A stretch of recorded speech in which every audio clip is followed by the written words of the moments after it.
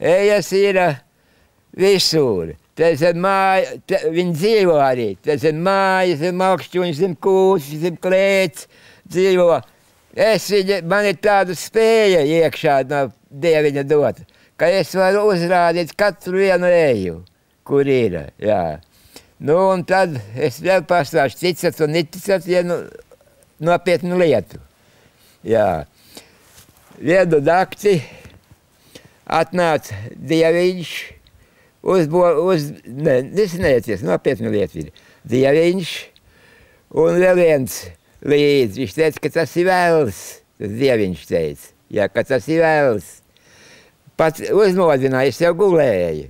Jā, uzmodināja un nospēlēja viņi to, kas viņa skaitās, himma vai kas mūzīkai. Jā, ļoti nopietnu gabalu. Nu, un tad sāka runāt. Jā. Dieviņš teica, tev 80 gadu ir jau palika. Iet pāri. Viņš teica, dzīves mūši cauri. Viņš teica, tev jānāk būs prom no zemes. Es teicu, pagarināt nevar mūžu. Viņš teica, viņam nav tādu spēju pagarināt, jā. Viņš teica, jāiet būs uz mēneši tālāk dzīvot no zemes te. Abiem ar Freimani. Freimans tur starp centru un centru mājiņu tajā pusē ir, jā.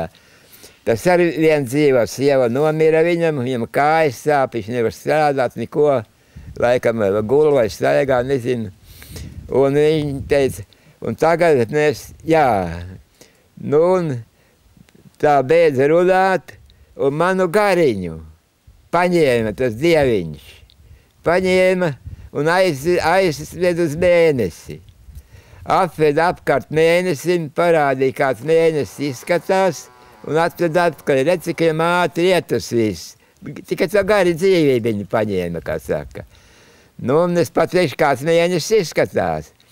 Mēnesis ir spits kā artilērijas lode, esat redzējuši. Jā. Apakšā plata un augšā spica. Un mēnesis tāpatās. Apakšējais ir liels plats, garana, un augšā pats spica, kāda spica beidzās. Un tur augšķajā spicē lieli koki aug. Jā. Viņš man apveda apkārt un atveda atpakaļ. Jā. Te. Un tagad viņš teica tā, nu, tagad tu zini, kad dzīvot vairs daudz nebūs, jā. Un tam otram teica, mēs iesim pie Freimaņa. Tam arī gāja pateikt, ka tam arī jāiet. Dieviņš teica, man reizā Freimaņa jāiet ir, prom no šeienes, jā. Vēl tāda lietiņa ir. Ko mums valdībai tad nodot par tiem? To vajag pateikt vēl, bet tas par mani tad... Par to Dieviņu tur īko teikt, tā nav, bet tā bija. Nopietna lieta tā ir. Bet valdībai pateikt to, kad šeit Latvijā un sevišķi Ukru pagastā un Sniķerē apakšzemes neiedzīgi izrok un zemi ceļ uz augšu. Un ceļ uz augšu tik tālu, kad jau iet lielais transports pa zemes apakšu.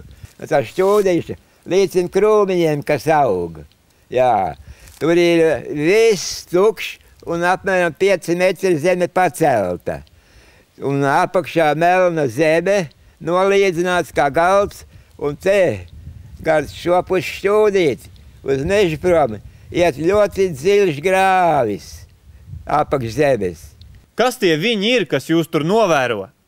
Nu, nedzirdu, runāju kaut. Kas tie tādi ir, kas jūs novēro? Kas novēro? Tie ir no viņu branžas. Vai tie ir Krieva vai no viņa, bet viņi novēro mani dienu un nakti.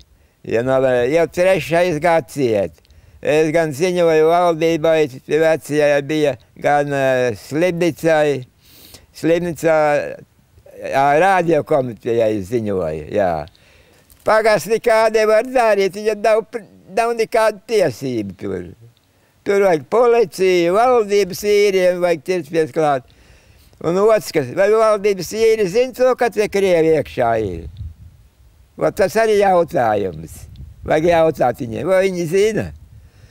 Un vēl nevis tik krievi vien, bet krievi un latvieši klāt savērvēti, jā. Es arī būtu tur, ja es būtu piekritis, jā.